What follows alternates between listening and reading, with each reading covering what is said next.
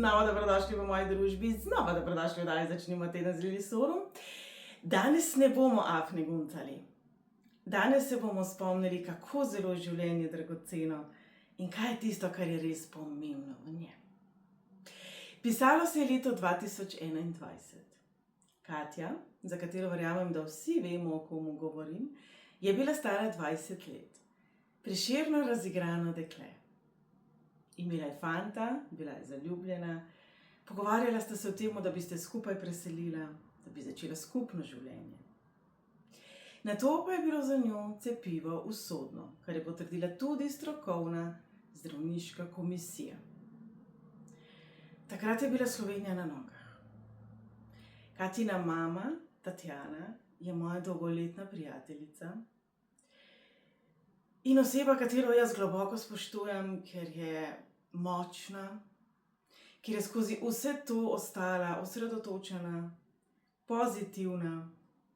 V nobenem trenutku pri tej tako globoki žalosti in močni bolečini ni postala zagrenjena, ni postala maščevalna. Danes, če jo srečate, se bo z vami nasmejala in vas bo dvignila in opogumila na vsakem koraku, ne glede na to, da tudi njeno življenje, tako kot vseh nas, ni vedno najbolj rožnato. In Tatjana se je odločila napisati knjigo, ki pravzaprav je polna inspirativnih sporočil, njene zgodbe, zgodbe njene druge hčerke, se pravi Katine sestre Le, in obenem toliko spodbude in obenem toliko, si bom drznila reči, naravno zdravilne energije. Tatjana je bila zelo prijazna in je z nami delček svoje knjige podelila na dogodku januarja in mi dovolila, kajti ja, veste, na koncu tega dogodka smo vsi brisali solze, ne žalosti, ampak ganjenosti. In ta odlomek, ki ga bo podelila zdaj z nami, nas resnično opomni, kako zelo dragoceno je življenje in kako zelo smo mi tisti,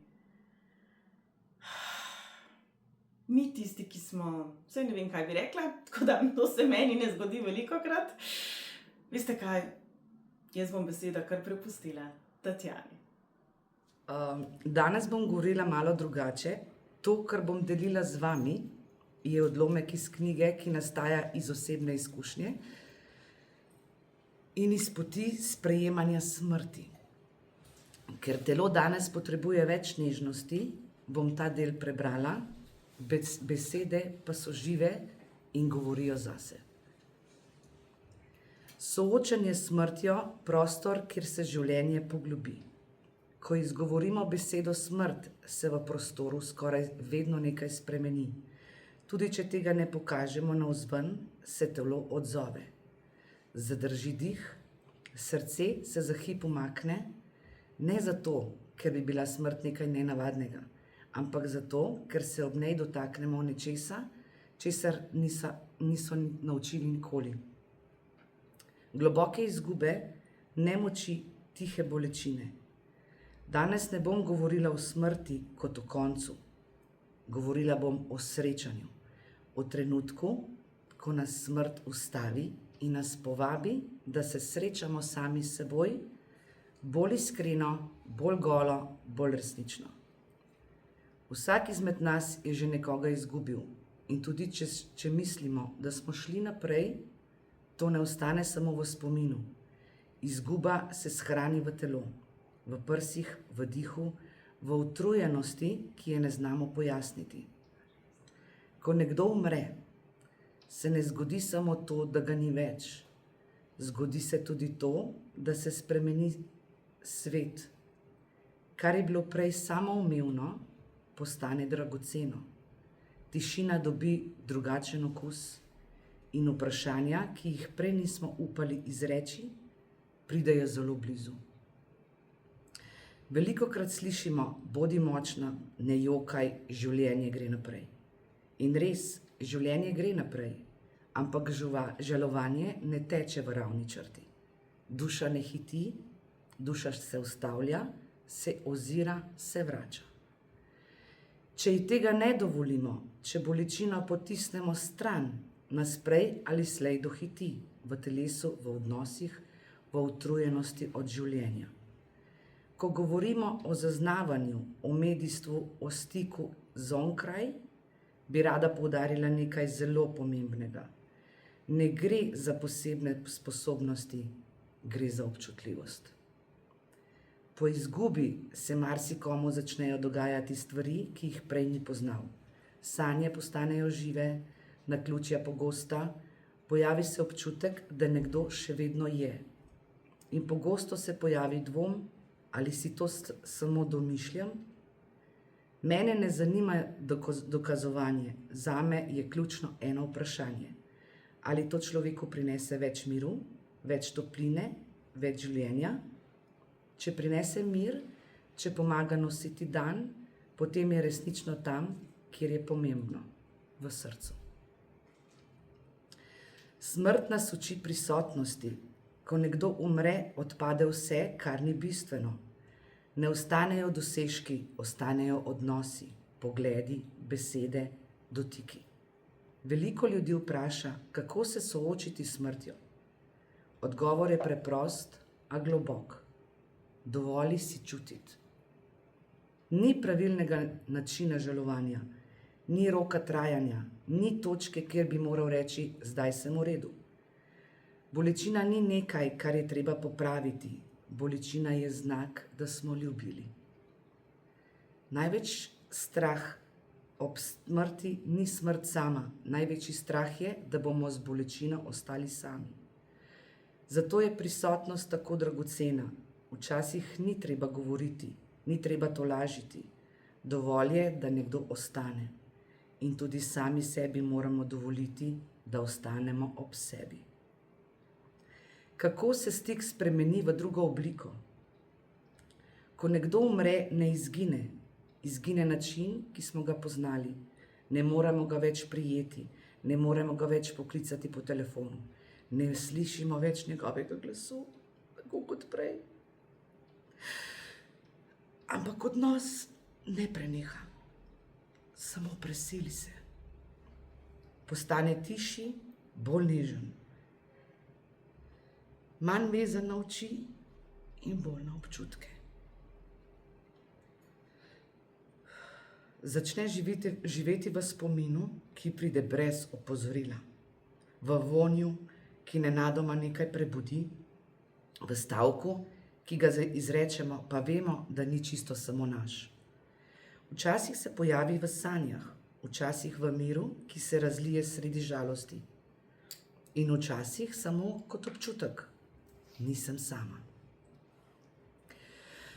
To ni nekaj, kar bi morali razumeti z glavo. To je nekaj, kar se zgodi, ko si dovolimo biti tihi, da slišimo drugače. In zdaj, ker smo na obali, morje nas uči, da se ne oklepamo. Uči nas ritma. Val pride, val gre. Ničesar ne zadrži, a ničesar zares ne izgubi. Tako je tudi z življenjem in tako je tudi s smrtjo.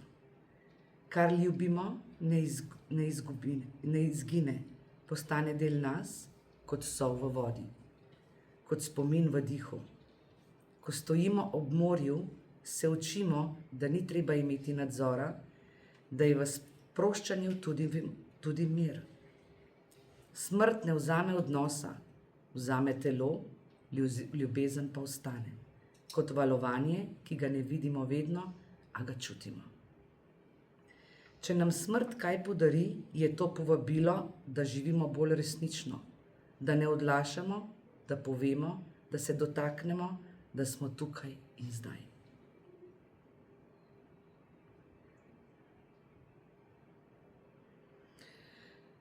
Zdaj bi vas pa povabila v eno tako kratko vajo, da začutimo onkraj tančice. Lahko kar zaprete oči. Kaj te začutimo, nisem razumela? Onkraj tančice. Tančica.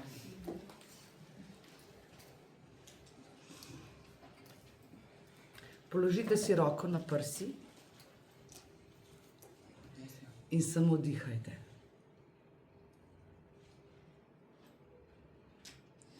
Če je v vašem življenju nekdo, ki ga pogrešate iz onkraj tančice, ni vam ga potrebno videti, samo dovolite, da se pojavi občutek ljubezni.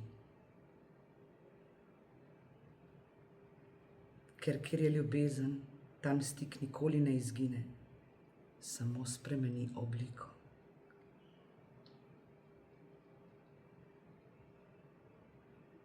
Dovolite se čutiti.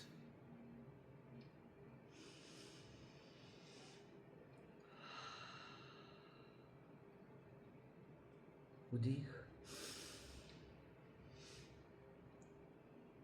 Izdih.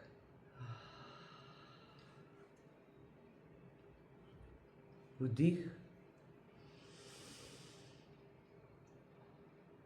Izdih.